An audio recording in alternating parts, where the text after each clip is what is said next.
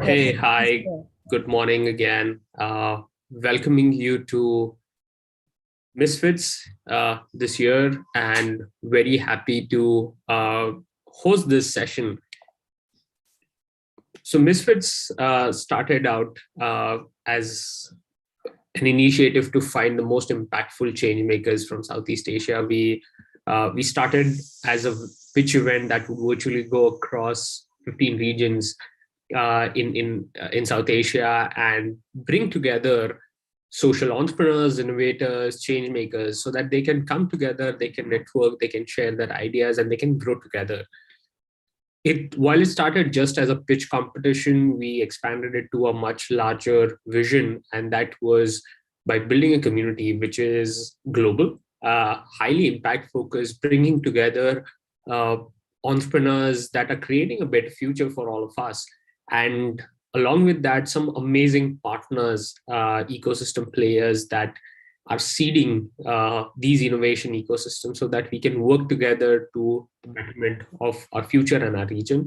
And obviously, building like ensuring sustainability through community engagement that keeps this entire Misfits community active even beyond this pitch competition. We've gone across again this year in all of these places in South Asia, and I'm very happy to welcome all of you from different regions. We've had support of phenomenal partners that have supported us in this entire initiative. These are our global partners. Uh, and to give you a brief about what we at Vruksh do, so we are primarily a nonprofit think tank that's been seeding innovation ecosystems. We started with the thought to enable entrepreneurship in tier two, tier three cities in India, and have expanded the focus now to South Asia. We understand that, especially in social entrepreneurship, every region has its own set of problems and its own set of solutions. And we want to support entrepreneurs wherein the support in these places is disintegrated and enable them with knowledge and tools to build effective solutions. We have this saying internally that it's not about ideas but making those ideas happen, and this is something that we follow to the core, and our essence, our core reason for existence is to support entrepreneurs in realizing their dreams.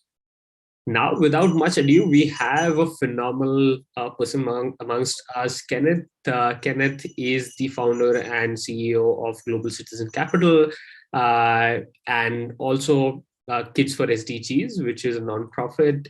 Kenneth has also been a global shaper. That's how we know each other. He's also an uplink innovator. And focused on education, technology, healthcare, and a lot of impact areas. One of the finest persons I've met through the Global Shapers community. So without much ado, Kenneth, bringing you on board. Thank you so much for having me. Let me do my screen sharing. And where to begin, right? So again, very grateful that I've been asked to look, let's put it that way. I don't really see this as a keynote. It's just kind of knowledge sharing, right? Because we're all young. Do not ask my age, right? I find it so amazing what Misfits Global is doing in the sense where the work that I do, which was briefly highlighted earlier, it's about connecting the world to grassroots and local communities. And this is why there is such a great synergy between what Vruksh is doing as well as Kids for SDGs. We all run for-profit, non-profit, and social impact enterprises. I mean, these days after COVID, you gotta have all three to really make an impact. So again, once again, I'm very grateful to be here. Of course, I also look forward to Mr. Kannan and Mr. Rishi for being a jury member as well. I mean, the art of happiness. I look at that, I just kind of like, get all mushy because advancing SDGs, right, the Sustainable Development Goals, should be a happy thing. And frankly, to me, and I know some members pitching here today, when they see that I wear glasses, it's getting real.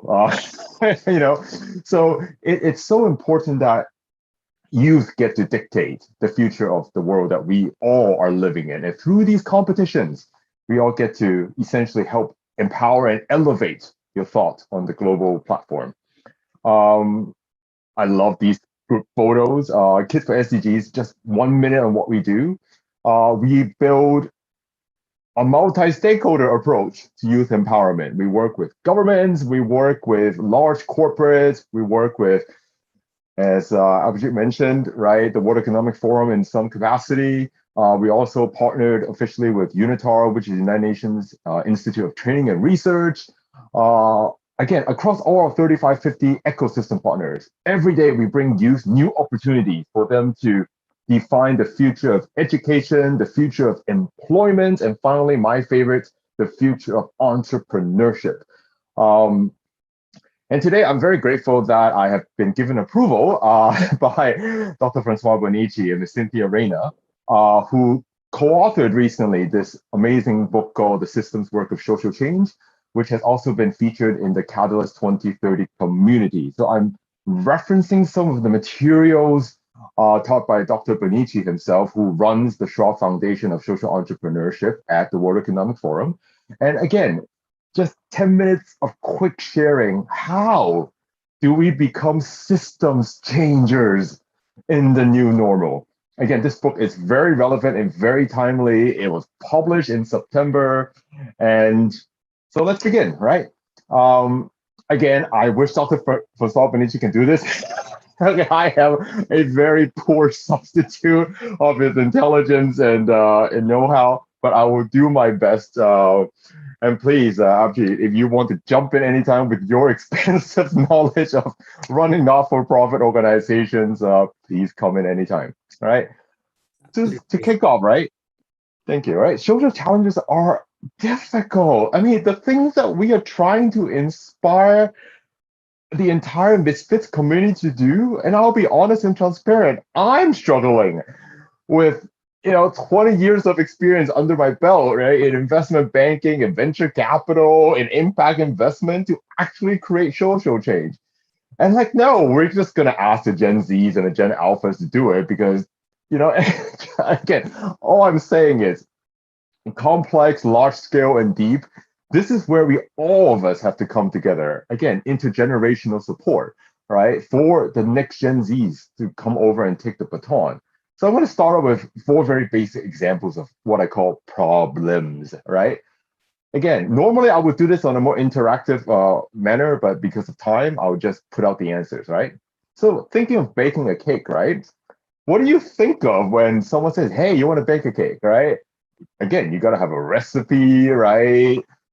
People have different preferences. Technically, does not require that much expertise. And, we know the likely outcome. A cake will be baked, right? In one shape or form.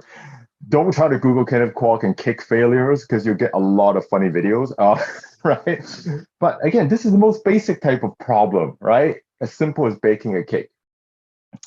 And then you have something a bit more difficult than baking a cake, which is sending a rocket to the moon. But hey, it has been done by many countries right now. So what do you need, right? 5,000-page manuals, blockchain, AI, great talent, high level of expertise that you acquire through education, right, and employment. But again, it's difficult, but it's being done. And frankly, if you have 25 million to spare, you can write a check to Jeff Bezos and he'll send you to space, right? So again, harder, but still feasible. Then we come to the third one, right?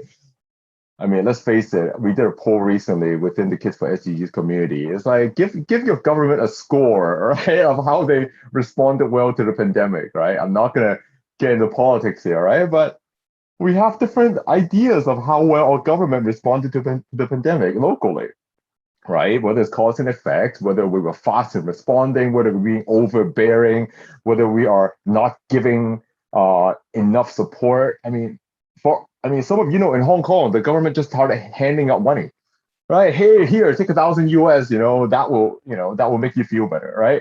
Is that really systemic change, right? But again, every country has different ways of doing it. But again, we're getting more serious now, right? After baking a cake and launching a rocket, we're thinking about responding to the pandemic. But do you know what the most difficult problem that still, as of today, no adults have solved based on a lot of big surveys? Unfortunately, I don't have that experience yet because no one wants me, right? But raising a child, my God, oh my God, it's even more difficult than solving a pandemic, right? If a pandemic, we have PPE, right? We have vaccines, and now we have oral pills, right? Raising a child is endless, right? The recipe changes all the time because success is not guaranteed, right? And because the definition of success is also very different.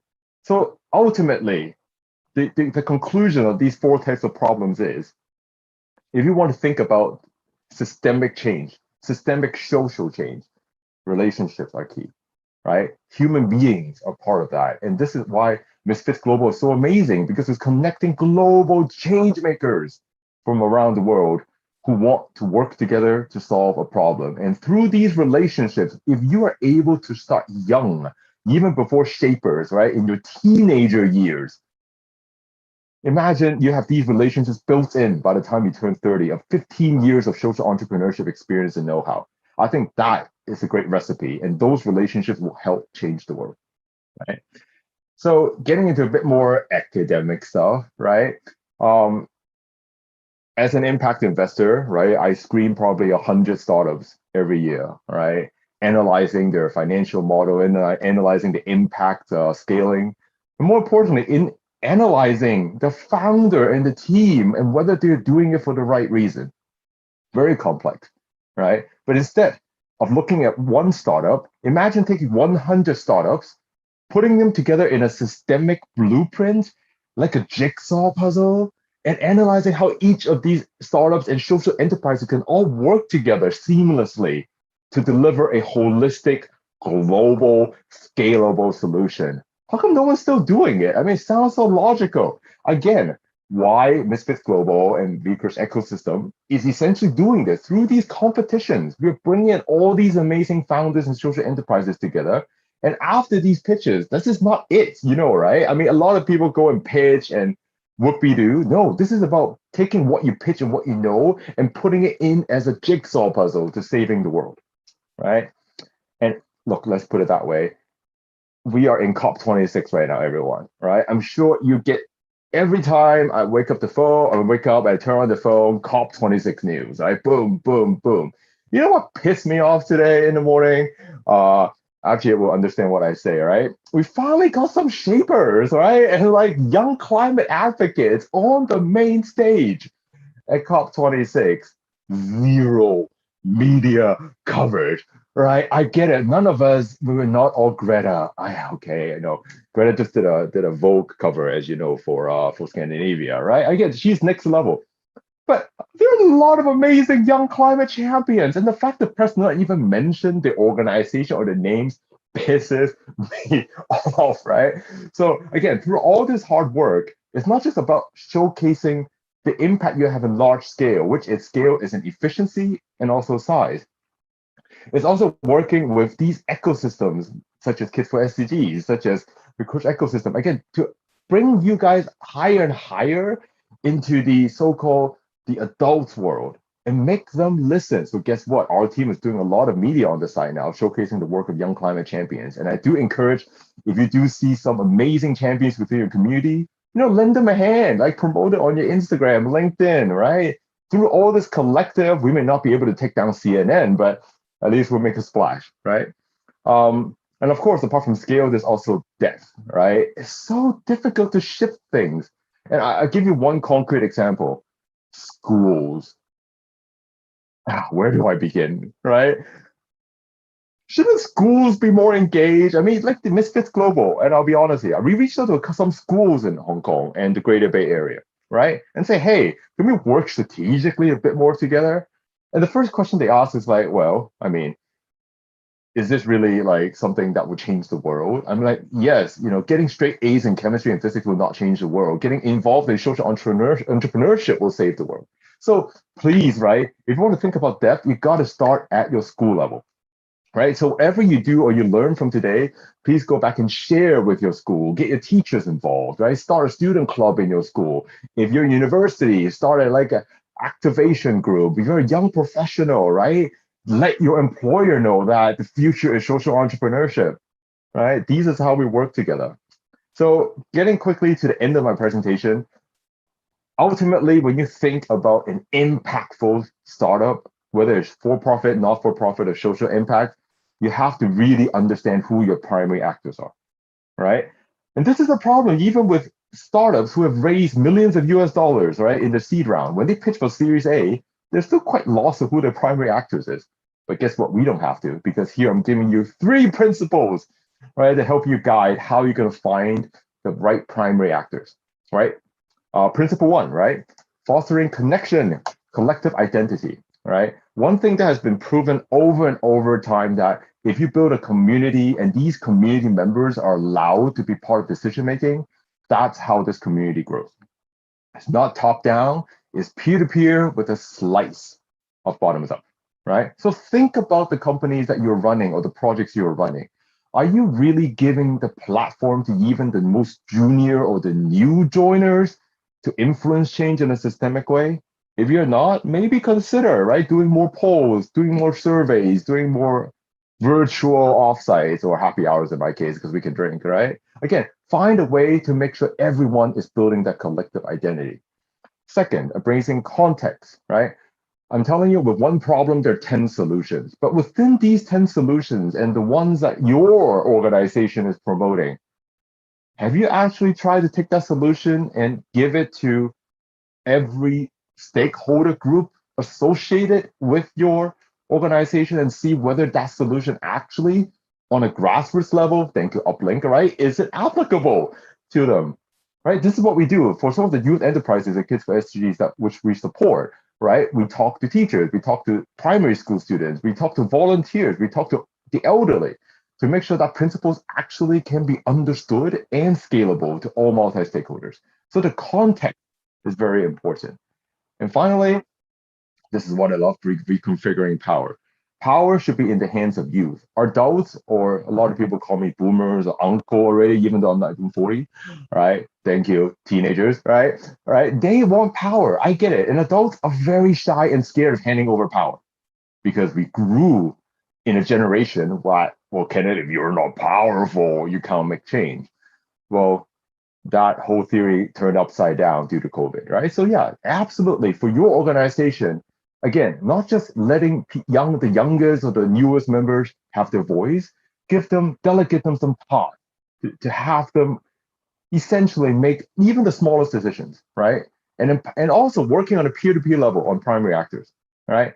So again, in summary, these three are hopefully, the beginning of you bringing about system change. And of course, feel free to Google this book. It's a very easy 300-page read. And what I love about this book is that it's all case studies, right? There's nothing better to learn from case studies. And again, if there's one page you want to screenshot, or I'm happy to share with everyone else later, this is it, right? The 3+4 model of how to bring system work to the great work that you already do. And if you don't believe me, at the Unitary Youth Ambassador Asia Pacific program, we are already guiding high school students from different schools across Asia using these 6 steps to bring about change in their current social organizations. And again, none of this is perfect. It's all trial and error, learning by passion and purpose, but also preparedness. And one of the things that I can't emphasize this enough. Some of you are teenagers. The fact that you can already think like this. I started 20 years ago, in some sense, in my impact investing or social enterprise world. Like kids these days, right? Teenagers these days, they think about marginalized communities. They think about, asylum seekers. They think about all these amazing things that adults don't find profitable. But ultimately, we expect your generation to come up with the solutions to save the human race and also empower 1 billion lives and therefore become green unicorns. So on that note, a bit of independent work on your side, right? Think about, are you sure the primary actors you put down for your social enterprise or your impact project is the right one? Again, fostering connection, embracing context, and reconfiguring power. Whew, that was fun, right? And again, this is why we have, one thing I'll be, again, very transparent. It is so difficult to keep the attention and the interest of Gen Zers. I'm telling you, it is harder, like, to keep a 400 member community engaged, like attending events, presenting, talking to schools, because everyone is so busy with the schedule. And sometimes I tell you, it's the historical, archaic way of education, employment, entrepreneurship, which makes everyone so busy. So take a step back, take a deep breath, think about everything I'm doing, am I doing it for the right reason, or am I doing it because my teacher told me so, or my parents told me so, right? Once you find your North Star, I hope you will also continue, like these kids you see on the screen, actually every day work towards achieving your social impact. And there's no better way than to pitch for Misfits Global. So on that note, thank you so much to the organization committee for inviting Kids for SDGs to support. And I very much look forward to hearing some of your pitches very soon. Thank you so much. Thank you so much, Kenneth. That was wonderful. I was hooked on to every word that you were saying. So much information, and I'm so happy to have you share your thoughts. And I think that's a wonderful way of structuring social change. And I think a lot of people here are doing that, and that's like as enablers. That it's the least that we can do is bring these stories to light, right? And that's exactly why we started Misfits as well, with the peak of the pandemic, that so many people doing amazing work, but voiceless, right? Getting that stage for people to just showcase. I think that's the least that we as enablers can do. And I'm very happy to have you today. I would also open up the floors if anyone has questions for Kenneth. I do, definitely. So, Kenneth, could you maybe share some inspiration behind why working with kids, specifically for Kids for SDGs? Ooh, very good question. I'll give you the for lack of a better word, the public relations answer and the actual real answer behind it, right? The public relations answer is that, especially with your amazing work that you do, and congratulations again for joining the Uplink community, right? Yay, right. Um, more shapers, the better, right? It's about intergenerational learning, right? But not intergenerational in two ways. I deal with a lot of retirees who have so much to give back, but society doesn't allow them to give back. And I take some of that time and expertise and I funnel it to Gen Zs who actually appreciate this knowledge. Right? So the fact that Kids for SDGs was born as a vessel to connect intergenerational learning makes so much sense. I mean, look, I understand my parents are boomers. I always call them, old fashioned and traditional. Um, I hope they're not listening in, right? Are they? Right? Yeah. It's but there's so much knowledge in there because there are a lot of theories in life that are still practical, whether they, were born in the 1950s or born in the 2000s.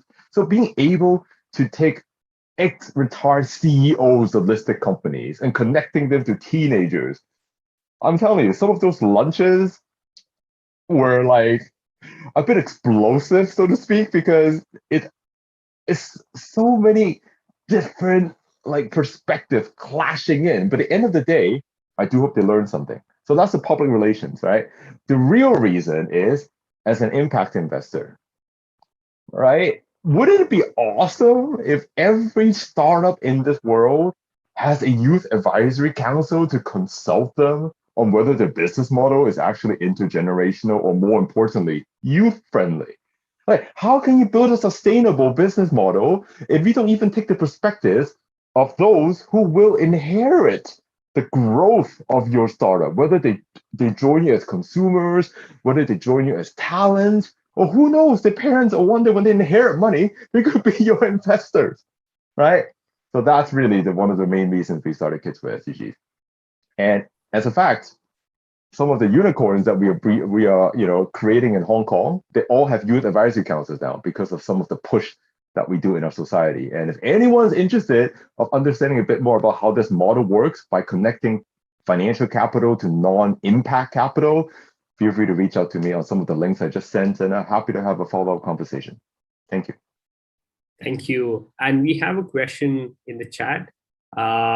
What's the most inspiring youth-driven for-profit social initiative that could maybe subvert expectations from most adults? Wow, that's a heavy question. Yeah. Not only does he not sleep, he also comes up with great questions. Again, keeping my answer short, parents have always been at the driving seat of their children's education, right? Kids for SDGs, 400, 500 members. We're dealing with 1,000 parents, essentially, right? Have we actually surveyed some of the parents and get data points for each city and say, hey, what is something that you wish your school would change to empower your children? We all know that cookie cutter, one model fits all education model does not work. But the parents themselves, for some reason, because of ego, because of faith, we don't give them that platform to raise their voices and to collectively invite them to design what the future of education looks like.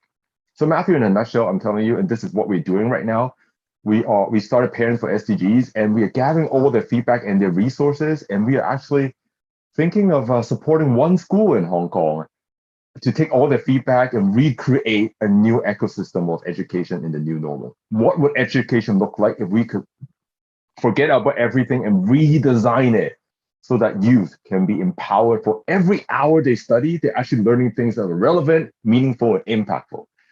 That you'll hear more about this in 2022. But yes, absolutely get parents involved and give them and make them the primary actor of this revolution or transformation. Thank you. Absolutely. Thank you very much, Kenneth. And in the interest of time, we'll move forward. So everyone here and everyone else watching this live, that's Kenneth for you. Very glad to have you on board with us and share these wonderful thoughts and look forward to collaborating more. I really appreciate all the support that's been extended by you and your team. And that brings me to our partners. So Kids for SDGs is also our regional co-host for this region. So thank you very much. And we have more regional partners that are supporting us. So let's hear it from Kids for SDGs a little bit more. Would Kenneth, you share or somebody else share a little bit more about Kids for SDGs? No, I think it's okay. I think during my talk, I kind of merged the two already. So okay, very simple. If you're interested, Instagram, LinkedIn, @Kids for SDGs. All right, the Gen Z way. So there you go. Absolutely. Thank you. And then we have YM. Anupam, do we have someone? No, I guess we haven't. So we can move on. Sure. And we have Avance. Thank you very much, folks, for supporting us. Yeah, my pleasure. Is there. Thanks. Hi. Hey, you want me to say something, is it?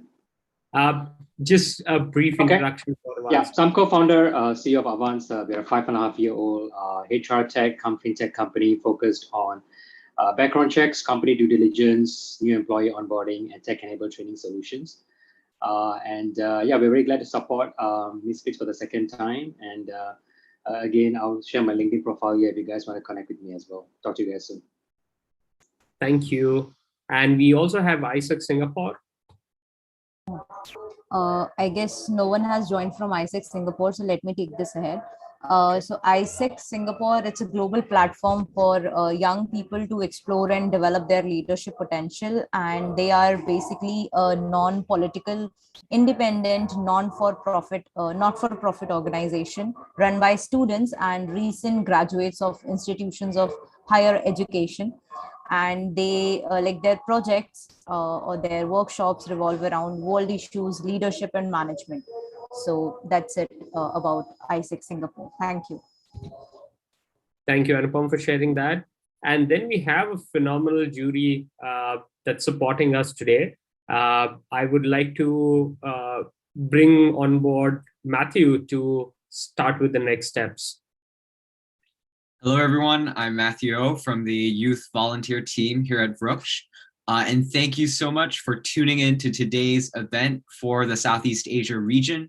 Before we move on to the very exciting Misfits pitches, I'd like to take just a quick moment to welcome our jury members for the day, Mr. Rishi Sharma and Mr. Kanan Chettiar. Mr. Rishi is the co-founder of The Art of Happiness. He has over 10 years of experience in entrepreneurship, business development, and business information, and also has a background of working in the recreational and services industry.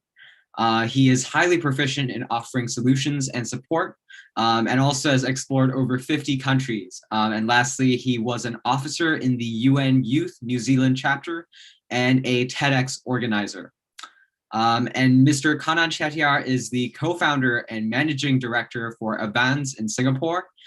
He is an award-winning global leader with 22 years of experience in technology and human capital sectors spanning across Asia, EMEA, and North America. Kanan's technopreneurship has earned him the Executive of the Year award in Human Resources and Technology. And lastly, he has also held management and leadership positions in various organizations. So once again, we're very excited to welcome these honored jury members for our event today. And without further ado, we'd like to welcome, first of all, Mr. Rishi to jump on and share a couple words, followed by Mr. Kanan. If you guys would like to please go ahead.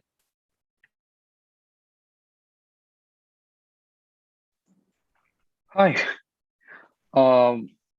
I'm Rishi. Basically, I was like born in India, and then my family basically moved to Canada for some time. And then when I turned 15, I started traveling, and like that's how I started my first startup, basically in Europe. It's called The Art of Happiness. It's regarding meditation, stress management, yoga, and all those stuffs. And other than that, I have co-founded 3 more businesses. So, and I was organizer for the TEDx Christchurch. Like it's one of the city in New Zealand, and I have been the co-founder and the communications officer for the UN Youth New Zealand. And as Kenneth was talking about the COP26, I was the part of Indian delegation for COP26 this year. So I think I'm really glad to be here, and I'm really excited to look into these pitches. Thank you so much. Thank you so much, Mr. Rishi. Glad to have you with us. Mr. Kanan? Yeah, I think just now introduce a bit more of Avans on myself. So born in Singapore, of course, to Indian parents who came in here when they were very young, lived in California, Canada, and Poland in different parts of my career, mainly commercial positions in tech companies. And of course, like what I said earlier, other than Avans, I've also other interests in other companies as well. And my other extracurricular activities, other than mentoring startups and companies, I also do a bit of judging work, and I'm also in various committees like the IMDA committee. And in terms of, actually it's not 22, I think the resume is not updated, so I'm not as young as it was portrayed. So obviously the photograph which comes on my shot is what I looked like before I started the business 6 years ago. This is what happens after you run a business. So now I'm 50 this year. So actually I've worked since 1996 when the Asian financial crisis started, and that's the time I ventured into Montreal for my first job. So it's about 25 years actually. So very excited to be in this platform again, and hope to see a lot of interesting presentations as well. Good luck. Thank you so much, Mr. Kanan. Glad to have you with us again. So without further ado, we'd now like to welcome all of our amazing Misfits pitchers to begin sharing their wonderful ideas and show us how they're going to be the change makers of the future.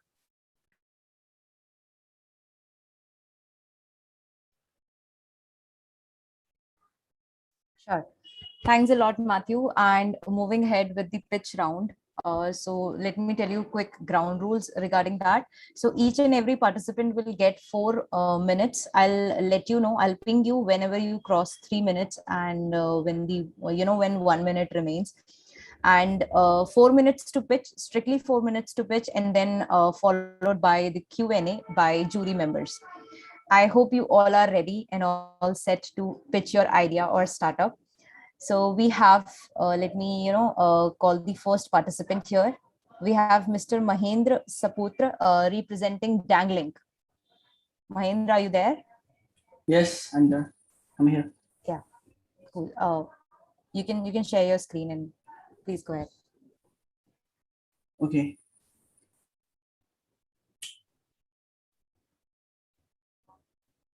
Yes. Ready? I'll start the timer. Hello, everyone. My name is Mira Saputra. I am from Indonesia. Yes. Just a minute, Mahendra. Yeah. Okay. I hope jury members are able to edit the scorecard. Yeah. I have shared that. Yes. Yes. Cool. Okay. Mahendra, please. Good to go. Start. Okay. My name is Mira Saputra. I'm CEO and founder of the Dangling. This is tech startup here to which the presentation begins platform Dangling. The introduction, the pitchman product to sell demand customer in the chart in the public. In Indonesia, many people is buying to pitchman. So Indonesia is many account sellers and many people is to buy and then to be by the public to many people is the demand customer. And then Dangling is the platform that connects the pitchman products or the service customer demand with the big digital technology platforms and by application and the website technology. So the company profile is the aplikasi Mitra Dagang Bersama. And then this is my team. My name is Masa Putra, I'm CEO and founder, and then Andrian Dwi Nugraha is the CMO and co-founder, and Pugi Albano is the CTO and co-founders. So it's a problem is pitchman just go to public. He don't know to request to buy the product selling with the chart and doesn't know the product market to the customer.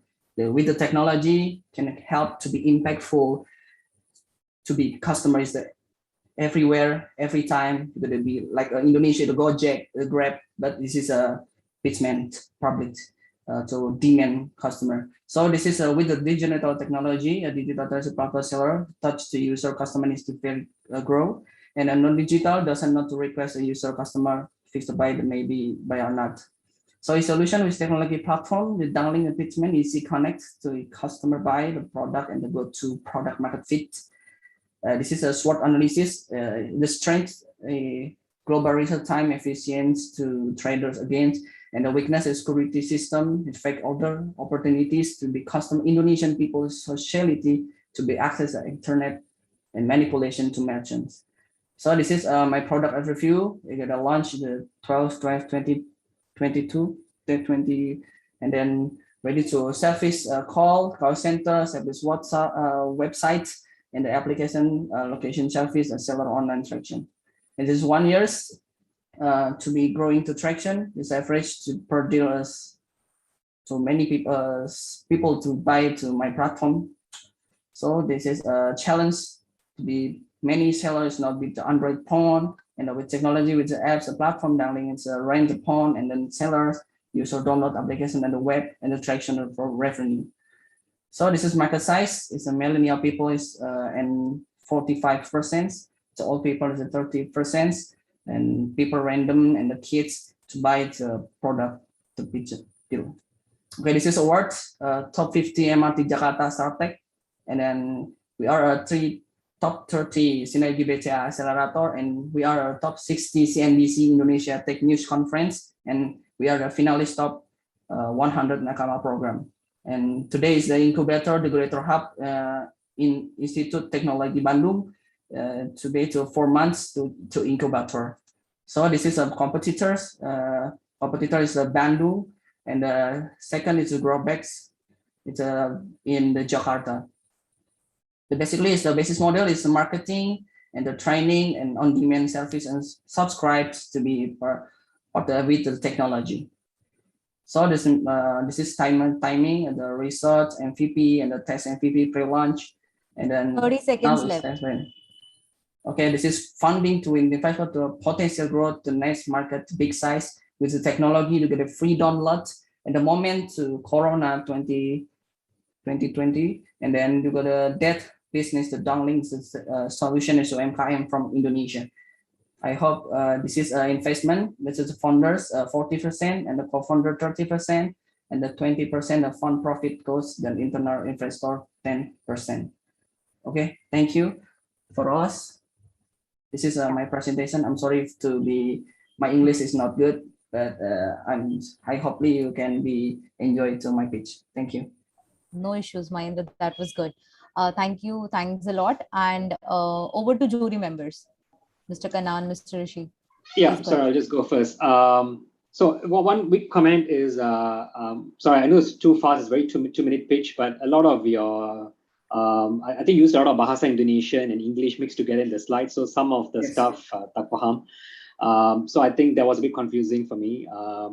The other thing is as well is I couldn't really figure out what was the problem and what was the real product. Maybe it was too fast for me. I'm sure the quality of the team and the awards, all that is great, but I just could not get a wrap around on what is the real problem you're trying to solve. So it would have been good if you sort of focused more time on that, because the rest of it will come in quite naturally anyway, right? Your English was perfect. I think it was okay. I think the slides were a bit confusing to me. I'll leave to Rishi to say something as well. Thank you. Yeah. Hi. So Hi. basically, I saw your pitch deck beforehand, and I saw like the website of Growback and Mamam. So how are you planning to compete with them? Because here's the business model and this is different. Because Yeah. Mamang and the Growback is just seller of the product, and we are many business model. You gotta have the product everywhere, and then you gotta be food, you gotta be service. In Indonesia, it's many pitchmen. It's many pitchmen, but you can hold this the one platform to be connecting to customer, and like this. I think So yeah, so it's like in Uber Eats, we can see the vendors and we can place the order. So this we can say that this would be like Uber Eats for the street pitchers. Yes. Yeah. Yeah. Thank you so much. Okay. Thank you.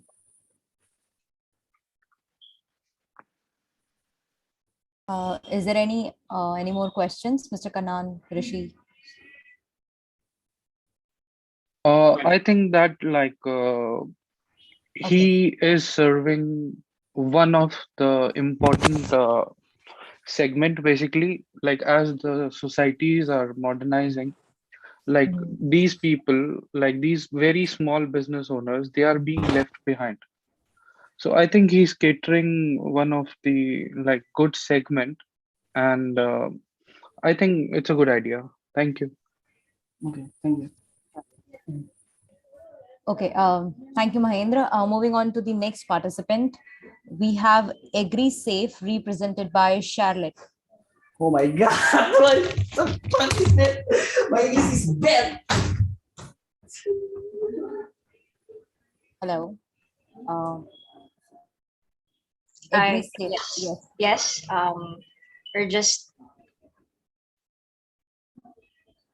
We're just having technical difficulties right now, but Okay. thank you for having us here. Yes. I'm not able to see your screen. Yeah. Okay. No. Yeah. It's okay. Okay. Okay. So You ready? I'll start the timer. Okay. Okay. Ready. So good day, everyone. I am Charlotte Marisigan, and I present to you AgriSafe, a worry-free market link accessible application to our client producer in the Philippines.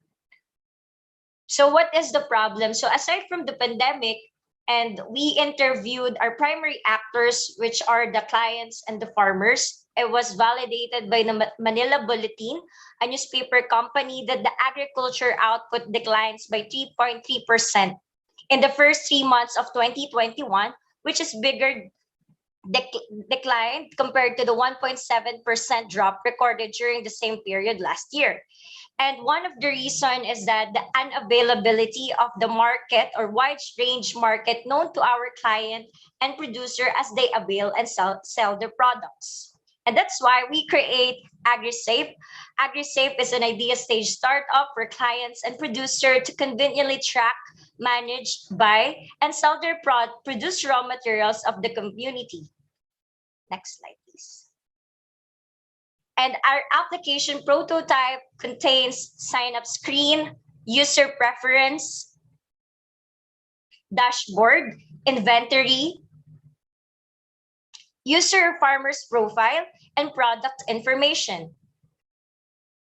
And our roadmap strategy in 6 months, we have 3 phases. For phase 1, AgriSafe will be having additional feature and optimization of the coverage and content of the tech application based on the farmers and landowners' feedback upon the usability testing in the respective communities. Phase 2, we will have a database building will be done to make sure that the transaction will go smoothly and avoid being scammed by fake payments through integration of online payment. And phase 3, we have this beta program implementation. Our go-to-market strategy and sustainability, we have the B2B2C business model wherein we cater it not just to the local government units, but also the respective small to medium farms in the Philippines or landowners. And the people behind this idea is yours truly and Mr. Tristan Lestanco. And as I end my presentation, I just want to share this quote with all of you that technology makes the world a new place. Thank you very much for listening.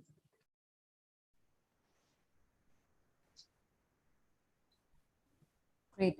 Thank you, Charlotte. Over to jury members. Yeah, Charlotte. So the problem here is that the agricultural decline is the problem you're solving, or the fact that the products are not reaching the consumers. So are you like a platform connecting these farmers with the customers, the B2B2C? Because so the problem is it really it's not the decline, right? It's actually the fact that Yes. or is a surplus of agricultural products not reaching the consumer? Sorry, what is the real problem? Can you clarify, Charlotte?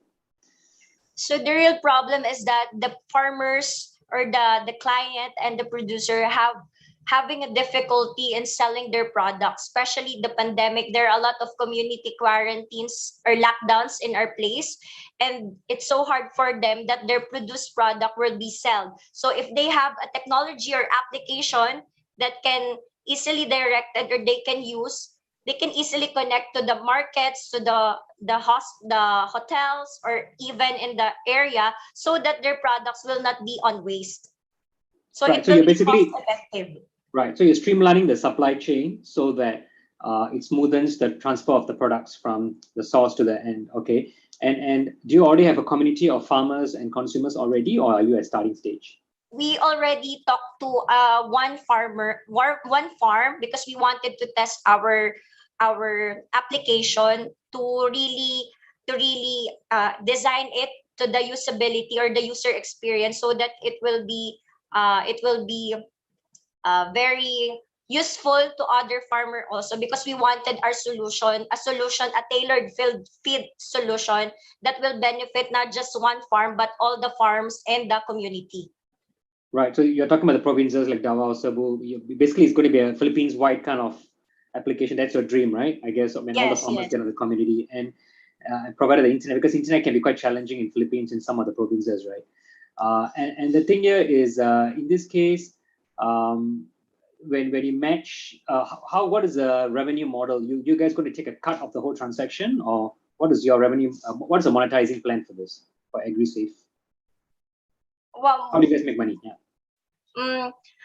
We will sell the application itself to the farmers depending on their budget.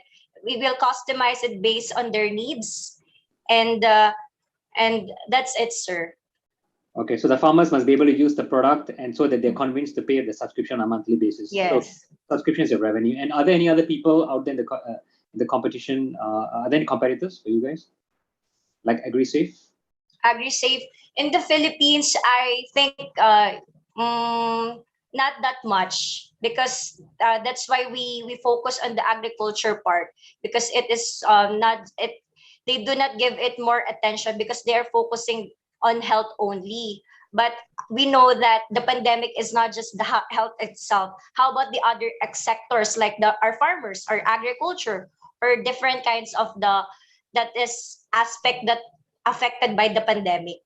Right. So which means you need a lot of people to go out there, reach, knock door by door on every farmer. Is that the way you're going to do it? Or are you going to do advertising and reach out to them? Because advertising might not reach them, right? Yes. Okay. So okay. by using Yeah. Okay, Wait, got it. just to add, by using the application, there's no risk because if they use the application, the idea is that they can easily connect through their cell phones, and then they have to talk. Because when I interview farmers, they do not have a memorandum of agreement, only a verbal agreement. So whenever the customer wants to cancel immediately their products, they do not have any choice but to cancel it. That's why some of their products will go to waste only. So it's not good for our agricultural sector. Okay, got it. Thanks. Thank you, sir. Yeah, so actually, like Mr. Kannan asked most of the questions which I wanted to know, but one of my question is that 47% of the agricultural land in there is like almost in Philippines, the agricultural land is almost 47%. So in case if you guys scale up, how are you guys planning to like do it with the pressure and all? Will you be able to manage everything? So far, sir, we're not just trying to we are have this realistic roadmap strategy first because we wanted to try Yep. it first in the community. So if Yeah. it will be good in the community, we can transfer to another community. Small steps only, sir. But Yes. we have this dream of doing it in a big scale. It's just we wanted to have an impact in a community because for us, small impact can lead to a bigger impact But in the yeah. future. Yeah, I think it's a good idea. And on other hand, I was just checking the website of the Department of Agriculture, Philippines. So they have been promoting a lot of ideas like that. Have you like tried pitching your idea to them? Well, sir, we have this news that they're doing some of the plans or the Yeah, implementation of programs to different farmers. But when I talk to the farmers itself, yeah, it's so sad that they do not receive that kind of implementation. yeah, So it's very nice that we have this kind of competition or yeah, that will have an idea for the agriculture itself. So but we are very collaborative in our team, so we are yeah, trying to reach out to them or try to email with them. But right now what we can do now is that we can maximize our limited resources because right now we're still in the lockdown situation here in the yeah. Philippines. That's why it's so So, hard. All of everything that we do is that virtually online. So that's it, sir. so like I was also looking at your profile. You have done BSc. Is it in agriculture? No, Like, do sir, you have yes. any previous? Yeah, I am graduated biology. Yeah, So yes, it's just that I went to health. I also I have an initiative, but I saw the cries of the farmers, and yeah. it's one of the neglected sectors here in the Mm-hmm. Philippines, and it's really heartbreaking for us that we are just Yeah, focusing on the one problem only, which is the health. It should have a holistic approach because for me, if a healthy community is just that it's not just about the health itself but also the agriculture sectors because the farmers here in the Philippines provide us food, so the nutrition of the people is also very important. mm-hmm. I think. Thank you so much. Thank you, sir. Thank you, sir. Thank you, sir. Thank you, Charlotte. Thank you, team AgriSafe. And moving ahead with the next startup, we have EcoGo, represented by Ian and Mrigank.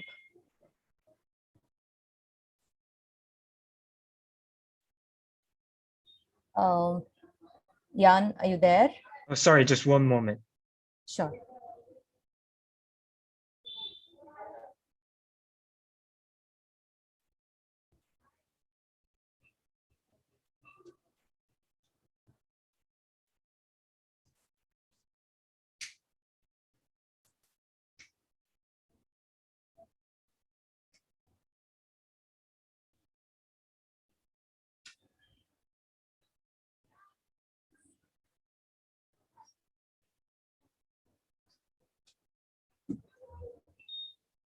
Just let me know whenever you both are ready.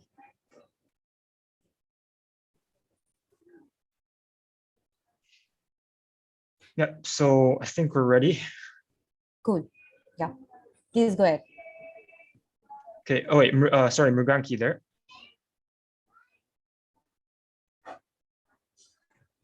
Yeah, I'm here. Okay, so I'll start.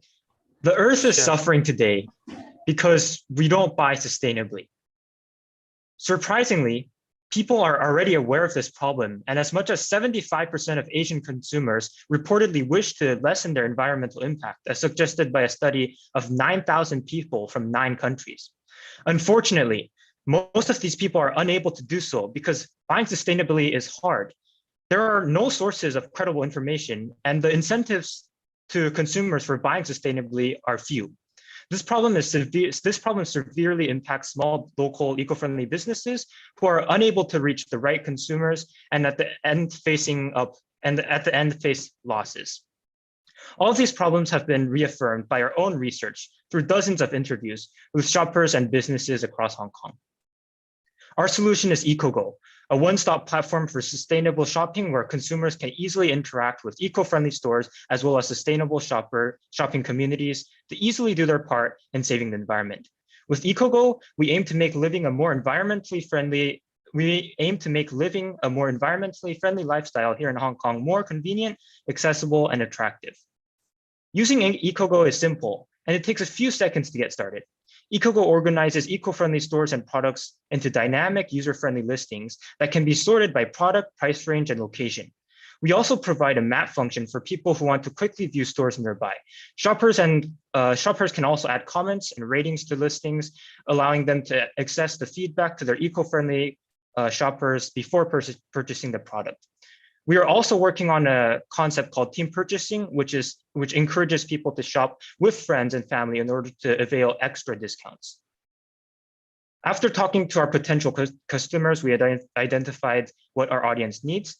EcoGo is the only platform that fulfills all of these needs, from credibility to searching and filtering, and from incentives to support for small local businesses.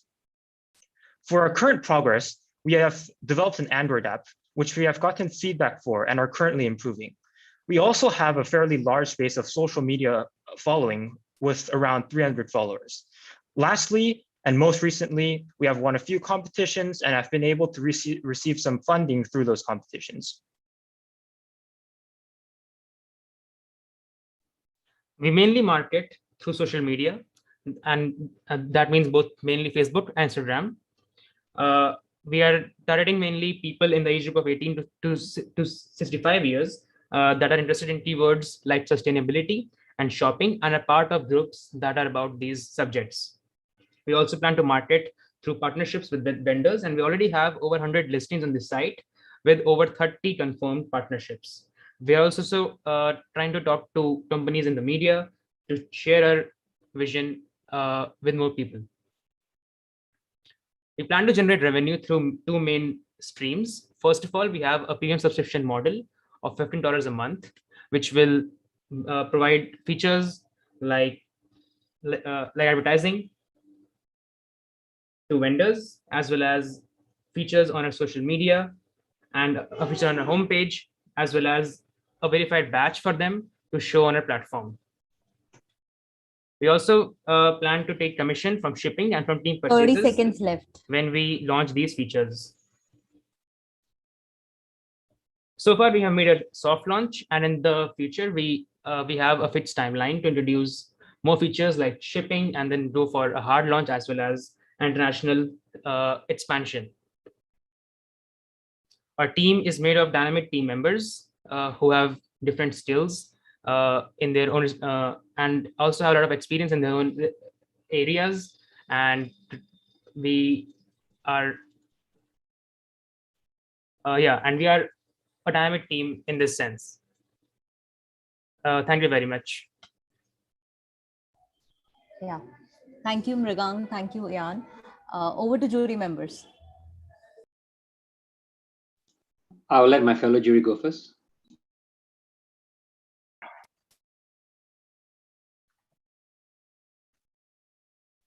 So have you guys registered your company yet? Like I've seen the So website and everything. So yeah, yeah, sorry. Yeah, so we no, we are not yet incorporated as a company Yes. because we are not yet we are still all under the age of 18. Mhm. But yes, we do have a functioning website. We also have a Play Store application. So yeah, we in that sense we have launched our product, but we're not incorporated. And like meanwhile, I was looking at the websites of your competitors as well. So like when I log into your website, I cannot see all the like companies which you're dealing with unless I sign up. so actually, that might be a problem with your current location because it Okay. only brings stores within a 5 kilometer radius of you, and currently all of our stores are Okay. located in Hong Kong. Yeah. Yeah, but if I you think change that to might Hong be. Kong, you will be able to see Yeah. all these listings. And meanwhile, like how like I can see that your Instagram page you have good followers, but on the websites like as your competitors, they put blogs and everything. Like I think there's a monthly blog on their websites. So like, do you have anything like that or any newsletters for your subscribers or anything? Yeah, So we do have a Medium article page, which we have not been Yeah. updating that regularly, but we are planning to Yeah. create a page there that is basically like linked to our website so that we can get anyone who's interested in writing about sustainable shopping to blog on our Medium page. And also, yeah, in terms of our Instagram, it's mainly about uploading posts directly onto our Instagram, Yes. and we do not do that directly on our website. yeah. So actually, Yeah. our blog on Medium is mainly about why people should buy eco-friendly. So that is Mhm. not exactly I mean that is not a very direct like advertisement for our website, but it's more about awareness for our vision, because I think that also goes on in the long run to bring customers back to our platform. Yes. And like meanwhile, like what I would suggest is like you should like put some reels like with your company and your partner's company. Mm. I think it can help in increasing your reach. And I think you should also check on your name because EcoGo is a name like which is registered in many countries. And I think if you want to, you can check in the Hong Kong company register whether this name is available or not. I think it would be helpful for you guys. Actually, on that Yeah. note about the company name, we obviously did look through like the registered database, but Yeah. for example, the EcoGo that's registered in the United States is like some water bottle company. And so we thought that if our products are different enough, it wouldn't matter that much. Yeah. Like in your Mhm. country's jurisdiction, it won't matter exactly. Yeah. Okay, Thank you. Thank you so much. Also about thank you.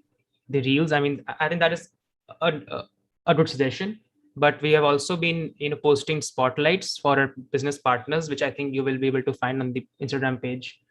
Yes, I've seen those basically. Yeah. Yeah. So one thing about product names, I guess because you say you've done your research and there's similar sounding company names in other countries, right? But maybe you're only thinking within Hong Kong setting, right? But I'm sure you want to take this company global. Companies only can scale when you take it international, right? If you had, if any brand name change you want to make at the early stage is the best. And later on, when you want to change or when you've done your trademarking and all that, becomes a lot harder, right? The other thing is, I mean, eco stuff is something always excites me, but guys like Lazada, Redmart, all these guys have already started, eco sustainable products and all that. So that makes the barrier to entry a bit low, right? So how would you compete against the big giants who are also starting eco channels of products? So maybe this, I guess, wasn't clear directly in our pitch, but we are actually not directly providing eco-friendly products. We are not the seller. We're simply a platform that allows these small vendors that specialize in creating eco-friendly products to sell or on our platform or get more consumers from our platform. And Yeah. so we're not going to directly be competing with gigantic companies that create eco-friendly products. We're Yeah, more no, I understand that. specialized. So what I in mean, that's why I eco- said give an example, Lazada. I'm not saying you're producing products. I know you're a platform to sell products. That's why you're Oh, charging okay. and all that. What I'm saying is somebody like Lazada, who also doesn't produce their own products, they are a platform for people to showcase the products. They can easily, and I think they've already started eco channel. So for example, eco providers now can start putting products there. And if I'm a very eco conscious buyer, I can go to that particular category of products and start buying. So if I'm eco seller, obviously I want to put my products where there's high chance of selling. And of course, I'll put on platforms like Lazada or Amazon, right? So what would make me go towards yours? Because your first slide, you had something like we're the first in the world. So I'm not questioning that, but I'm asking what makes me, why would I want to put my products on your platform versus them? Yeah, So actually, these are the two main reasons.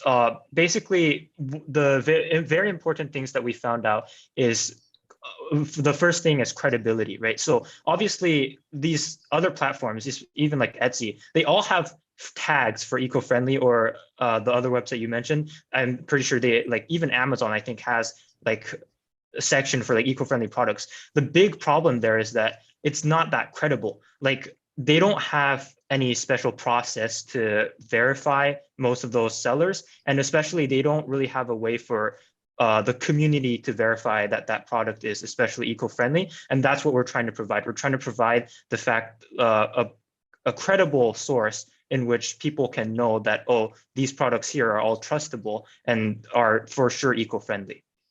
Right. So you might want to verify that, because I think a lot of platforms have started giving a way to verify that. But then if you're saying that we are the first platform which will only sell eco-friendly products, and it's going to be completely verified, and there's a vetting or whatever it is, and it's, you know, whether you're going to have an EcoGo certification or what, I don't know, whatever the equivalent of that, then I think that should be a USP, right? Not so much of the platform anymore. And then if I'm, and I guess now eco-conscious people, the community is growing globally, and these people will know that, okay, you want to be that platform to go to buy eco-friendly product, because now you're saying that I might not necessarily get that on a Lazada or Amazon, right? But I'll be very careful with that statement, because I think they do verify to a certain extent. But I hope you have done your research, and I think if it's really true, then that becomes a USP, right? Actually, when we talk to small stores in Hong Kong, like we got to know that that for many of them have already tried Etsy and Amazon in the past, but it didn't work for them, and therefore they stopped going for those platforms altogether. So what we saw is that there is a bit of discontent in many of these small shops, because because the thing is, most probably they don't have the means to advertise themselves on those platforms, because those platforms already have too many competitors against them, and that is why these people are in a search for an alternative. Right. So in other words, you really need to spend a lot of marketing dollars and digital marketing and all that to be able to scale, right? So are you guys still seeking funding, or what stage are you guys in? Yeah, so we are, I guess, we're not that concerned with our funding right now, because we're still trying to develop the rest of the features that we've been getting like feedback on. But also in terms of the competition within like these other big corporations, if another unique selling point for us would be that we're trying to cater our platform towards these smaller platforms, because, for example, like other platforms, they will actually oftentimes try to trap these sellers into like a loop where they have to keep paying advertising dollars on their platform in order to actually be able to start selling and get their business or whatever running there. But we're trying to, instead of just basically exploit these small sellers, we're trying to help them grow and help them be able to market and get to a bigger audience without having to spend a ton of money on marketing and basically kind of getting scammed. Okay, got it. Thanks. Yeah.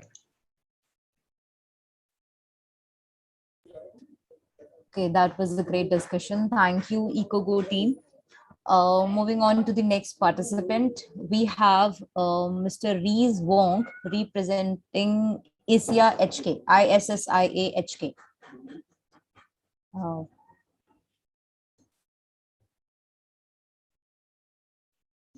Yeah, Rees, let me know whenever you're ready. All right. Cool. Can everyone hear me? Yes, you're audible. All right. Please go ahead. Sounds good. Okay. All right. my reason I was born in Hong Kong, a super academically oriented environment where I felt boxed in, where I wasn't given ownership over my own learning journey. But then I took on a mental health internship, and undertaking that, I found a greater purpose, and so began my change-making journey. Right now, I'm on my gap year, and I work at Ashoka Innovators for the Public, one of the top 5 NGOs in the world, and also the American Chamber of Commerce in Hong Kong. And all of this and all of the experiences that I've had all build up from being able to take control over my own learning and define what it means to be a change maker in the 21st century.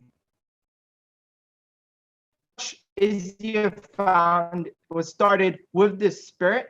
Now we have a very extensive executive team, all leading change makers in their own right, as you can see here. Education, global education as a whole hasn't innovated for the past 100 years. It hasn't fundamentally changed as a system. And an ever-changing world requires 21st century change-making skills. So adaptability, project management, empathetic leadership, all of these skills to target the sustainable development goals. So what do we offer here at ISIA exactly to bridge this gap? ISIA is one of the largest youth-led and youth-operated NGOs based in Hong Kong that offers a different kind of education, peer-to-peer and project-based learning for a community of over 300 plus aspiring change makers and students across 70 schools in the Asia Pacific. How does it change the lives of the students? It gives them agency over their own learning journeys. It teaches them soft and hard skills, all to become well-developed leading change makers. So what exactly do we do? Firstly, it's about information empowerment and cultivating this mindset of global citizenship, this mindset that extends beyond just getting top scores in tests, right? So this is our multimedia content production. We've published over 170 articles on our website, isiahk.org, podcasts to an LGBTQ+IA docuseries, and more. Internally, and this is where all the project-based learning comes from, we focus on capacity building. And over the last 2 years, we've involved over 270 students and 300, including our chapters, where we have experiential learning experiences like workshops, peer review of articles, and more. Here you can see our brilliant team and also an event we hosted along with KIDsforSDGs. Here you can look at all the content and the portfolio we have over the past 2 years. And now onto the nitty-gritty revenue streams, right? So we've won quite a number of competitions. So we have grants, sponsorships, and we're looking at charging event fees and individual donations. But we're also looking for a more sustainable way to finance our programs. And this is the co-creation of school programs. We want to introduce and pilot programs with schools to help them, help their students become change makers. And this could be collaborating on a podcast. This could be working on them through their current programs to scale it up and make it more impactful. So 1 minute we're left. also looking at ways to scale. And that's why you can see here in our business model canvas, we've articulated a lot of our customer segments, our channels, and our key metrics, which I'll return to later. But this is what I'm doing right now in my gap here, trying to take ISIA to the next level, trying to create more engaging content, expand and create an ecosystem of change makers here in Hong Kong as the go-to peer-to-peer hub for aspiring and leading change makers. As you can see here, we have a lot of media features, we have a lot of buy-in. So now we're at a scaling stage where we're trying to take everything up to the next step. So once again, we aim to cultivate global citizenship and empower young change makers for peer-to-peer and project-based learning, and happy to take any questions. Thank you so much. Great, thanks a lot. Over to jury members. Sorry, give me a minute. I'm just trying to digest this a bit. Reese, are you the co-founder of the Luminate network as well? Yeah, so Justin, one of our VPs, will be taking on that presentation right after this one. Yeah, so like these are somewhat similar, like not quite similar, but somewhat similar. Both the projects. So the essence of both of them is to really drive this idea of empowering like Gen Z youth, but also projects. But the key differentiator and why actually a lot of our programs haven't overlapped too much is what Luminate Network does, and Justin will explain more, is really engage from Gen Z to businesses. Yes. So engaging with like nonprofits, NGOs, social enterprises, whereas ISIA is a lot more towards the school direction. So they're like generally mutually exclusive targets. But we have actually partnered with the Illuminate Network in creating like skill building workshops and city building. So in that sense, there is a bit of overlap, but two different customer segments, I would say. So, like as of now, have you decided any membership fees or anything? Yeah, so we have a very strong membership, and that's certainly an idea we've tried to pilot. But I think one of the things is we want to keep things accessible. So we've been thinking about different membership programs, which would say, hey, if you want to get more involved, or if you want to take on specific exclusive opportunities, then we charge a fee. We want to keep the base level of membership like free and accessible so that we could get as many people as possible. And in terms of competitive advantage, that's also how we've maintained virtually zero like overhead costs in terms of running ISIA, because we're completely youth powered, youth sort of volunteer led, which means our costs are minimal. But as I said, in terms of scaling, we're currently trying to make bigger events, bigger programs, and that requires the capital, which is sort of what we're exploring right now. So other than the terms you have written in the presentation, what are your like long-term plans? Yeah, so let me go back to some of them here. So one big goal is, right, we have a strong foundation. It's been here for 2 years, but we're trying to figure out exactly the finances of it all. So that, let's say in 5 years time, people will go to ISIA as a space where young people teach other young people skills, where in 5 years times, schools will be partnering with us and say, hey, we want to improve our extracurricular program. Here is sort of a group of young people who can mentor other young people to scale their initiatives. So, and lastly, we also want to be the space for all these amazing change makers to learn from each other as peers in this environment. So bringing all these projects together. So those are some aspirational goals where we're talking about key metrics. Say in 5 years, we want to have 1,000 members. With our school network, we should be actually tapping into even more people from all these schools. So we want to have very, very well saturated networks and reach into these schools. So 500 members, 1,000 members, we want to keep scaling that. And in terms of content, we want to be this go-to place where you can see Gen Zers making amazing quality and professional like docu-series, right, and podcasts. So those are some of the metrics that we're looking at. Yeah. Thank you so much. I think it's really nice, like you're working on this kind of thing. Yeah. Right. And who do you think are your competitors in this, Luis? Yeah. So actually, you know, when you think about, you know, Gen Zers creating like media, there's a lot in the States and just across the world. But what differentiates ISIA is we're not just a media-based organization. We started off as a magazine, right? That's what's on our website. But we're now moving along this line.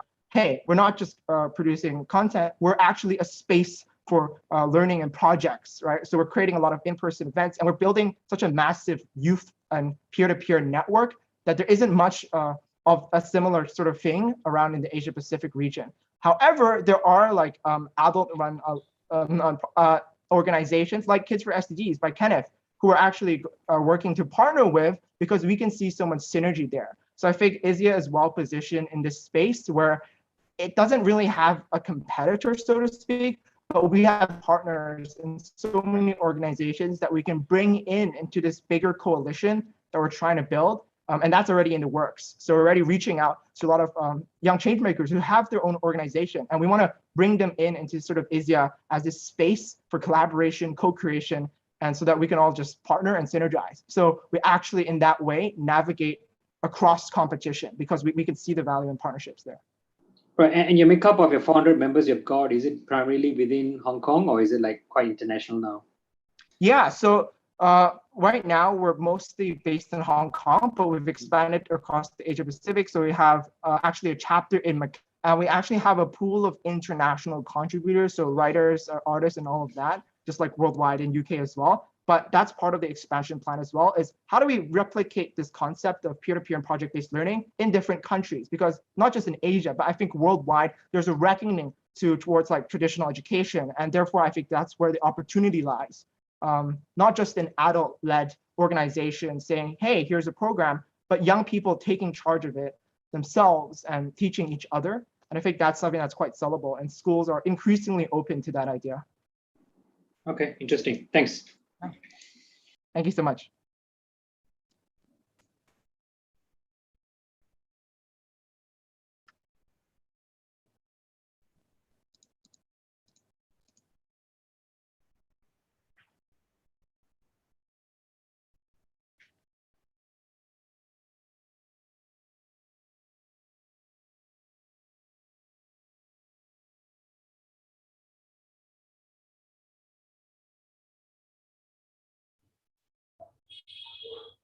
Hello. Yeah, I guess jury members are done with their questions. I lost my network actually. Yes, yes. Okay, cool. Thanks a lot. Thank you, Reese. Moving on to the next participant, we have Justin Cheng representing Luminate Network. Please go ahead. Yeah, sure. I'm audible. Yes, yes, you're audible. Great. I'll share screen.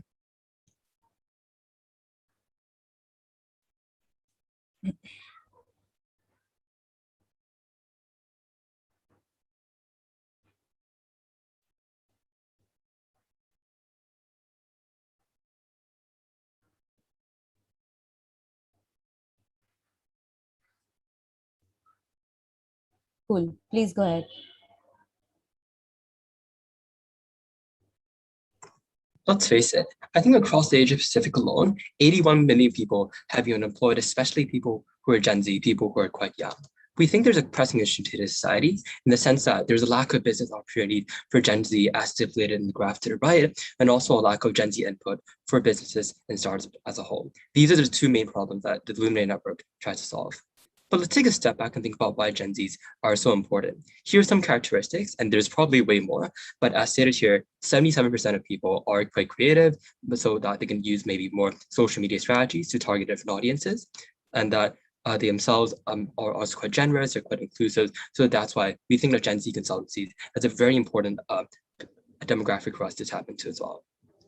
Okay, let's go into why us and a bit about the Luminate Network. Firstly, we have a big team around 50 members from both local and international schools, from both universities and high school students. We really want to push the business opportunity to high students like me from like regions from the UK, like India, Hong Kong, way more. We also have impacted around 200 students, and we also have a training session for our leadership team, which I'm a core member of. Apart from that, with Danby and Reese obviously being incredibly well connected, we have links with social enterprises, with corporates, with like NASA speakers, with K11 Mall Hong Kong, which is one of the biggest malls in Hong Kong, and also with Sun Life Financial. Furthermore, we try to make an all-one platform to differentiate ourselves, to have career series, to have like consulting platform and everything. The consultancy platform is currently refining, but it's already in the pilot stage, of which we already have like an MVP for us to publish it to the market. As such, our targets are quite simple. Gen Z themselves, who we hoped to be inquisitive, responsible, and also our clients, which we already have some, for instance, corporates and NGOs and startups. So let's talk a bit about the team here. So our team here is quite simple. So we have obviously Breeze, who just explained is they themselves have a lot of features, a lot of event management experiences. Me, along with Lena, we also have quite a lot of experiences in organization and also features in terms of event management. To talk a bit about consultants, which is another part of our core leadership team, they also have quite a lot of experiences in terms of not only consultancy experiences, but also leadership experiences, for instance, as a president of the HKUST Movement Club. So let's further differentiate ourselves and talk about why us, why Illuminate over other communities. We think that obviously it's great to have a business community, but we want to really hone in on this and create a virtuous cycle of community focus and also consultancy focus. Because we believe that with these long-term projects for students to be involved in, that really allows them to hone their focus and have a real life business opportunity. And then they can figure out maybe, let's say, how they want to branch themselves out, how to branch out in this certain field like ESG investing, and all the other fields that we aim to impact. Let's talk about what we've done before and what we try to do in the future. We've been featured in RTH Radio 3 and also this workshop with Expovido, which aims to cultivate people's personalities and think about industries you are suitable to cultivate in. And also we have a picnic with around 30 people, really honing in on the community aspect with 30 people really getting to network and getting to know each other. Same thing for the K11 visit here. We also have quite a lot of testimonials from the consulting service to really show our expertise in consulting. We also have quite a lot of sponsorships, including Sun Life Financial, which is quite a prominent company in Hong Kong. So finally, for revenue streams and growth strategy, we have three main revenue streams. Firstly, maybe consulting fees as we develop our consulting services. Secondly, corporate sponsors like Sunlight Financial, which Stampy is currently finding. And thirdly, maybe event costs, which we think will be highly beneficial for in terms of maybe career fairs, which will be of interest to a lot of people. We also have interest opportunities, consulting projects, and a lot of things in the works for expansion in the near future. So here's a bit of the timeline for you to better understand the nuances of how Illuminate is about to develop. For instance, the career series, which is one of our flagship projects, and also fireside chat with maybe ESG speakers, which is a highly, highly expanding industry, which we hope to tap into. That's about it. Feel free to scan the QR code to know more about Illuminate, and please feel free to email illuminatenetwork@gmail.com if you want to know more about us. Thank you so much. Right. So, so you offer consultancy and training workshops as well as a community platform for people to network, right? Yes. Correct. Yeah. So how does that? Because I have the interest in other quite similar platforms as well, like the Socialized Club and all. That's what we do.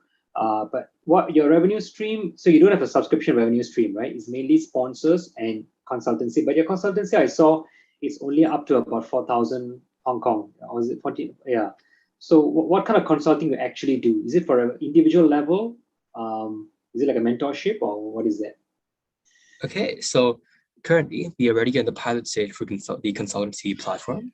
So just to elaborate a bit, we think that firstly for community, we are like ISIA in a sense. We're mainly composed of volunteers to maybe harness to basically pilot our events like career fairs, which we think is quite mutually beneficial because they get the experience in event management. Like personally, I have a lot of experience from Luminate as well, and other people get benefited. But for consulting, we're currently in the works of thinking of how to monetize this even further. And to answer your question, our clients currently are like startups, which is actually, so currently we're working with a few startups, including one like a citation service that is aimed to be valued around, I think, 50K Hong Kong dollars. So that's a major client that we're working with for now. But then we also want to spread Gen Z insight to other clients, maybe say NGOs and startups, and maybe if it develops to a further stage, corporates and larger corporations to extend our reach.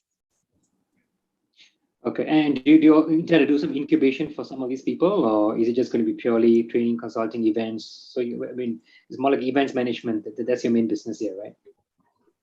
Okay, so incubation. Speaking of incubation, as I elaborated before, the Explorers X Illuminate Network event was a very successful incubator in the sense of there a lot of the participants, I think around 30, 40, were able to firstly think about their personalities and the different industries that they fit into. So we want to really create a virtuous cycle and not only giving them business opportunities, but also for them to self-reflect on the qualities and personalities that they themselves have.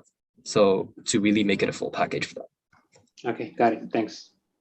Yeah, we also have a lot of similar opportunities lined up. So this is just one of which we want to highlight. So like in the recent times, there has been a decline in entrepreneurship. So like your idea, you are helping people, you are basically in the consultancy as well. But how are you influencing people to get into entrepreneurship or into business?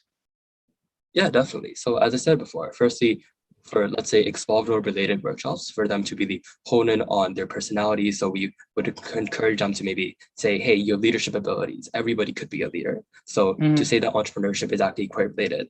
But secondly, as we are currently in the works of doing this, which we want to be a very big flagship project. So the career fair with ISIA, which Reese heads, and also Amplify, which is a pretty prominent organization in Hong Kong. We want to reach out to iBankers, ESG investment bankers, and a lot of different industries for them to really explore the opportunities and to see, because I personally believe, and I believe many people across Illuminati believe that we're currently in an era of change. And there are many different untapped industries apart from just traditional like law, banking, medicine that deserve a lot of attention, like social enterprises. Like, let's say 1 in 4 people, I think, according to The Guardian, want to start a social enterprise when they start a business. This is a highly untapped business that we think, especially in Hong Kong, which is quite traditional. So therefore, we want to fill in the gaps by providing this community for them to know more about this at the very base level and them to nurture the strengths by the consultancy. Yeah. So like, as I was going through your website, Like in the basically, what I would like to suggest is like the website there is just luminate@gmail.com. So like, do you guys have like any of your like contact details with your domain names? Like, because yes, For it's domain,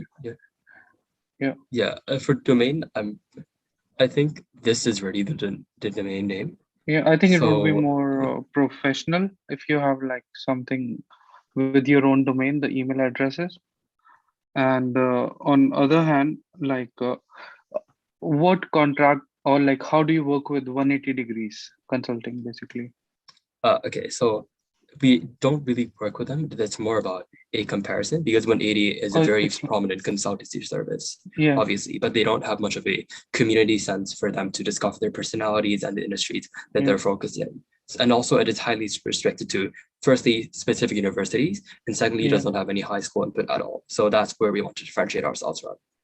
yeah. Thank you so Yes. much. Okay, thank you.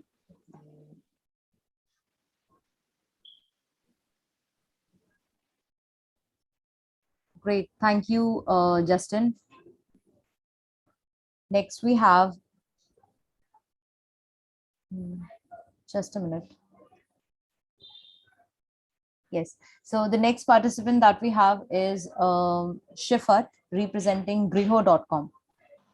Yes, thanks, Anupam. And hi, everyone. Hi from Dhaka, Bangladesh. It's our pleasure to tell you a bit more about Griho.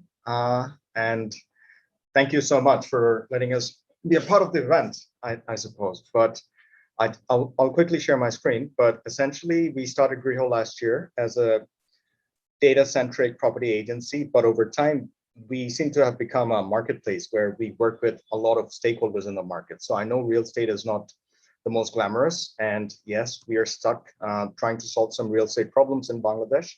But to tell you a bit more about the problems, I guess like anything else in Bangladesh, the industry itself, the real estate industry is pretty fragmented. And if you're a property buyer or a renter looking to rent, then you don't actually have a place where you can. It's like Property Guru or iProperty or 99 Acres from India. Those models don't really exist in Bangladesh. The industry itself is pretty informal. Things are pretty non-standardized for someone to make an informed comparison, and there is variable pricing. So you've got different pricing for the same property. And unfortunately, you will also come across brokers that are in the market who usually have hidden charges, are often aggressive and not aligned with the seekers. So what we realized is that the Bangladesh real estate market is a terrifying experience for a first-time home buyer. And this is purely because the market lacks an efficient marketplace, which is what we are trying to become, where buyers, sellers, landlords, agents, and developers can actually unite. So as a solution, as you can see this, at Griho, you basically search, find, reach buyers, developers, make better property decisions, and finally buy properties. What is our twist? We are a team. I'm sorry to interrupt, Shifat. If you're sharing your screen, it's not visible. Oh, my apologies. My apologies. I'm so sorry about that. Let me know if you can see it. Yes. Yeah. Please go ahead. Okay. I'm so sorry about that. I guess it wasn't making much sense to any of you, but I would say at Griho, our background is purely e-commerce / tech space for the last 11, 12 years. So data is obviously at our core. We want to give users a great experience by giving a very localized portal. Essentially, we make it easy for seekers, someone who's looking to buy or rent a property, by having different products so it suits their needs. And ideally, we are in the process of becoming a marketplace for transactions that will actually make the transactions quicker in Bangladesh. So these are the revenue streams, how we currently make money. We monetize by selling listings. So let's say you want to connect with a seller. We will probably charge you, 20 cents to get in contact with a property seller. We also charge the seller to list their properties on our portal. And for those, especially the first-time home buyers, we also offer a pure hand-holding service all the way till the end of property purchase, where we actually help you move in with our services, and we make a lot of our NMV on this, typically close to $3,000 per transaction. And since we look holistically at a property, we offer home services as well. While we have been doing all this, we realized that Bangladeshi developers and agents also need a SaaS product, which they can use. So we are building a version 2 of our Griho portal at the moment. And this should really cater for some of these developers and the agents who are looking to, for more sales, essentially. Market validation in Bangladesh, real estate transactions are mostly done on Facebook. Then you've got some other couple of portals like Classified Site and a digital agency.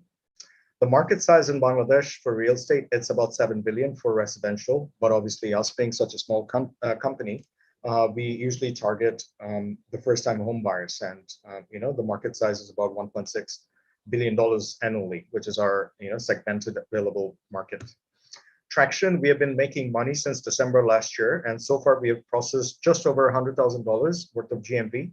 We have made close to $37,000 worth of NMV since, I would say, January this year. We have passed 1,300 service orders, and we have done some property sales and rental transactions.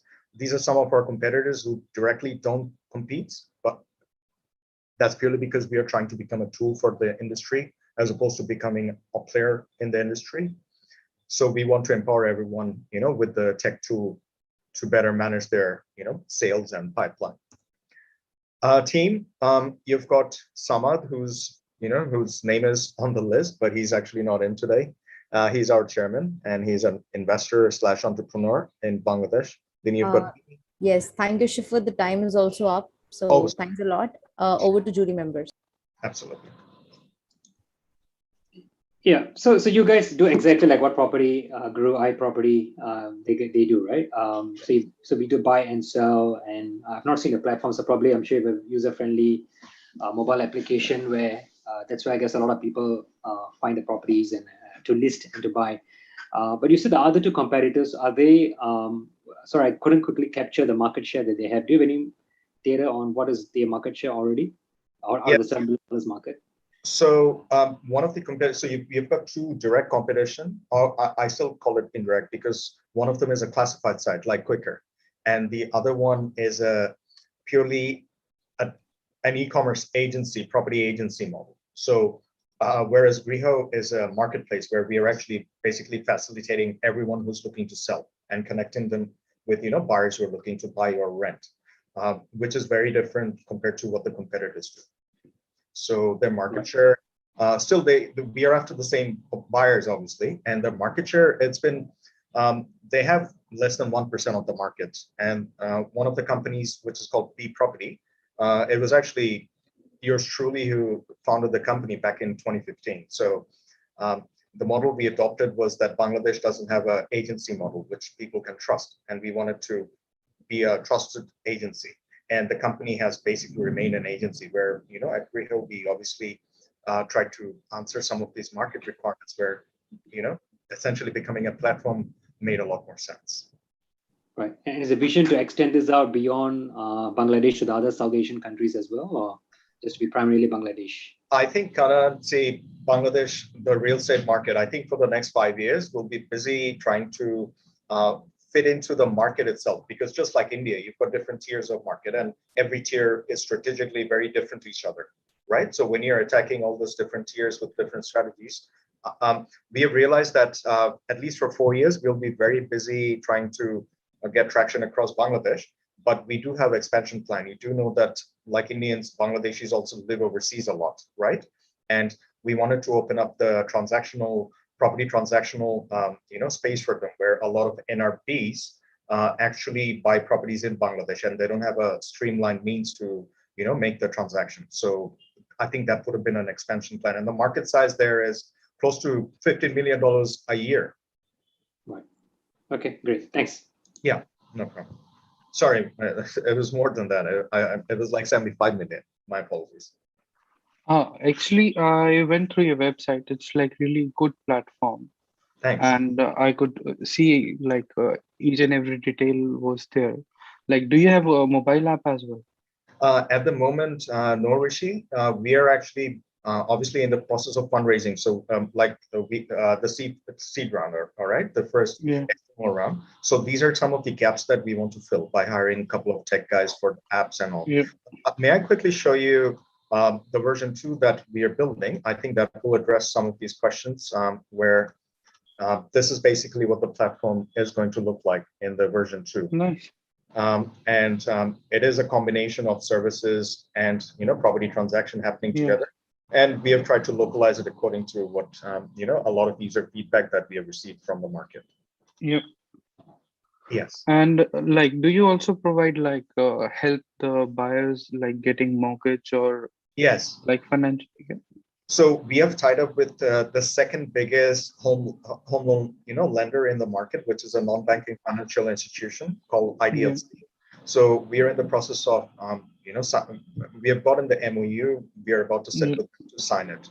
So that would be the first. In our previous ventures, we have done this with the banks, but essentially there a lot needs to be done in order to make this process work. So like, how are you planning to compete with the old market players? Like they have a lot of like huge market share and everything.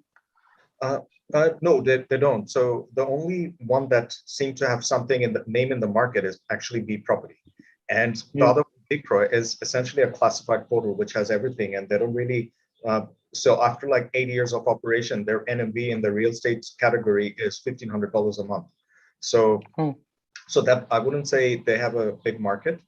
Ideally, we are becoming a marketplace for the market. So our idea is not to compete with the market. Our idea is to facilitate all the market players into Griho and basically enable their sales or boost their sales really by being that go-to property company that knows how to sell property the best. Yeah, thank you so much. Yeah, you're welcome.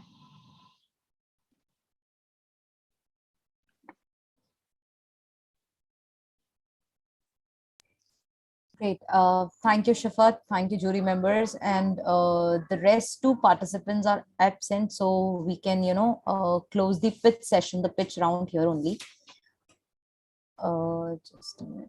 Yes, so thanks a lot to all the participants for sharing their exceptional ideas. Thanks to jury members for sharing their insights and suggestions on these ideas.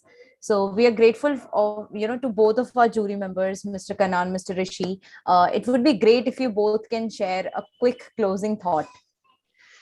Yeah, so I think generally good presentations. I think what would have been good to see is, I know the 2-minute time is, you guys are very tough on them. There's 2 minutes to pitch the entire thing, right? But again, 4 minutes is it? And then, but you do know that elevator pitch can be just less than a minute. So if you get your idea really across, you can even do that in a minute if you want to. I think a lot of them, obviously, very interesting business ideas, and they have a lot of potential to go from here. I would suggest number of slides doesn't mean you're going to get an idea across better, right? At the same time, a busy slide can also be very distracting. You don't need to be very colorful as well. I think the message, I know there are a lot of parameters for us to judge within the few minutes, but I think if you can focus on the problem and the vision and then show the solution, I think you pretty much will get whoever's trying to invest in their mind share, right? So the problem is to be very, very clear. And what's so unique about your product being able to address the problem? But if you also, they say the also ran horse, right? For example, if you're doing having a product and others also have the same product, there must be something much more compelling than yours. Otherwise, why would people invest in you, right? Or why would they embrace your product? So I think that USP has got to be clearer as well. And then the management team, the awards and all those stuff, the accolades, that can come even within a slide in the last part. But the vision, I could not see the vision with most of them.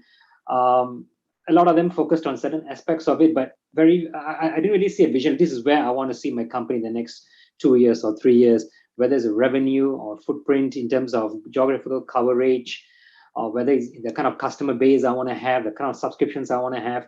I think that will actually get people, this is what your dream is. Because all of us, including myself, we're all entrepreneurs, we all are dreamers, right? We have to dream well. And then how are you going to execute to attain that dream, to hit to the top of the mountain? I think that's what we want to be very clear about. But I could not see the vision in many of them. Maybe it was too short for you, but I think Honestly, even if it's a less than a minute elevator pitch, you can get the idea across, but it's now the way you put it across and you deliver, right? But again, some of them, I think I would like to hear more. I've actually dropped a one-on-one to some of them as well. I think some of them are also interesting enough to add into my own portfolio of advisory or investments as well. So thanks for the opportunity. Thank you. Sorry, over to Rishi.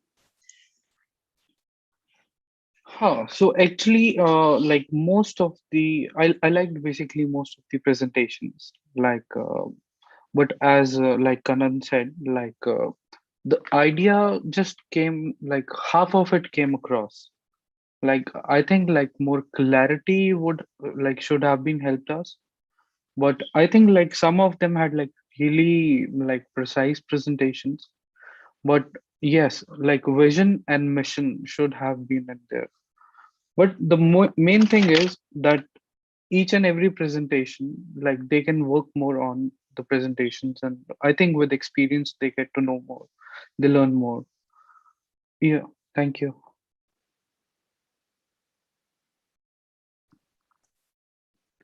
Yeah, thanks a lot, Rishi and Kanan, for sharing this. I hope the participants, the startups, take it as a constructive feedback and work on it. So yeah, and I would also like to thank Matthew, who's not here, but yes, thanks to him for being the amazing co-host. And thank you to all the regional partners as well as the global partners for supporting us during the event. This was the last regional event that is happening today. And our we have chosen our top 30 cohort, and we will be moving towards the final mega pitch event from the next week. To all the dear startups, you all were phenomenal today, and we will announce the winners by tomorrow, Monday, that is 8th of November, on our social media platforms as well as the WhatsApp groups. Please stay tuned and follow us on our social media profiles. And yes, as I said, this was the last regional event, and from the next week, we'll be moving towards the mega pitch event. Please join us and listen to more ideas and get connected with other startups as well. So thank you. Thanks a lot to the jury members. Thanks a lot to the participants. With this, I would like to end the event here. Thank you, everyone. Thank you everyone for your time. Thanks a lot. Thank you, Bye. everyone. Bye. Bye.